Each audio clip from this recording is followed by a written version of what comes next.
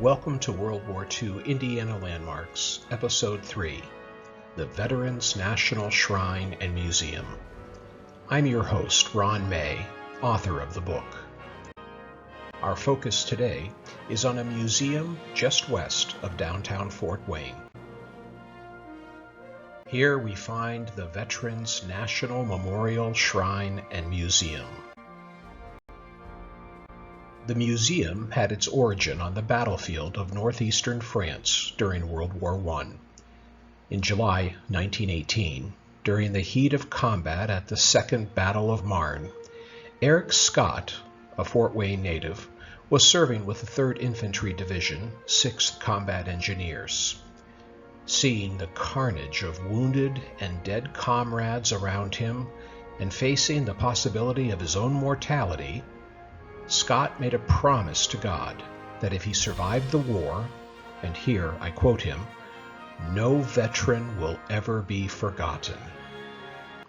What a timely message for Memorial Day as we remember those who died in service to our nation. Scott kept his promise and then some. In 1945, he and his wife Cleo purchased 40 acres and a farmhouse 7 miles west of Fort Wayne. Their goal was to create a veterans museum on their property.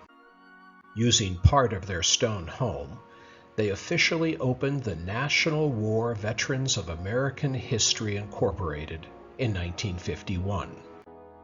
A year later, the couple began hosting reunions for the surviving men from Scott's 6th Combat Engineers Army Unit. The men contributed some of their own memorabilia for the museum, and the collection grew. Prior to his death on April 13, 1981, Scott and his wife deeded the property to the museum's board of directors so that his mission to remember veterans would continue for future generations. Today, the 40-acre site is home to an active museum as well as outdoor memorials. It includes an impressive Vietnam Wall replica that is 80% the size of the original one in Washington, D.C. Displays inside the museum include war-era uniforms, weapons, photographs, flags, and memorabilia from the American Revolution up to the current Gulf Wars. Upon entering the museum, visitors see a World War II torpedo from a submarine. The museum has several interesting and unusual items for World War II enthusiasts. A Japanese surrender flyer is one of the unique items with local significance. When Japan surrendered in August 1945, both Fort Wayne newspapers were on strike.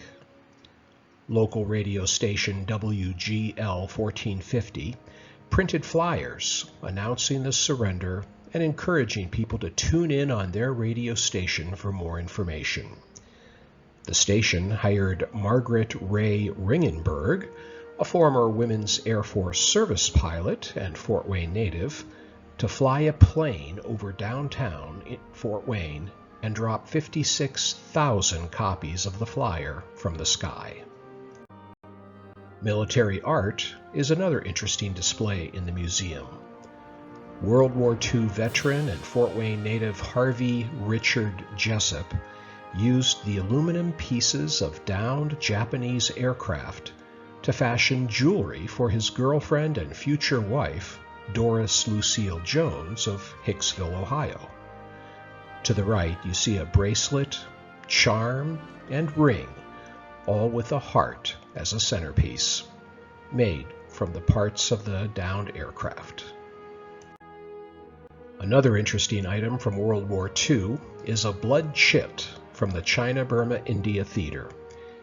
Given to airmen who flew in the 14th Volunteer Bomb Group, or the Flying Tigers with the American Volunteer Group, the 7.5-inch by 9.5-inch silk or cloth chit was sewn on the inside of flyers' jackets or folded and kept in pilots' pockets. Derived from the Chinese language for life payment, the chits were promises for payment or reward to those Chinese who assisted downed and stranded pilots. The image to the right is the leather blood chit displayed in the museum.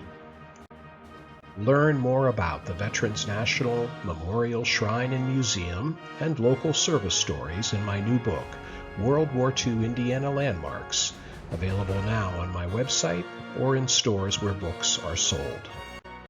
And while on my website, check out my trilogy of Indiana World War II veteran service stories. Thanks for tuning in to this episode.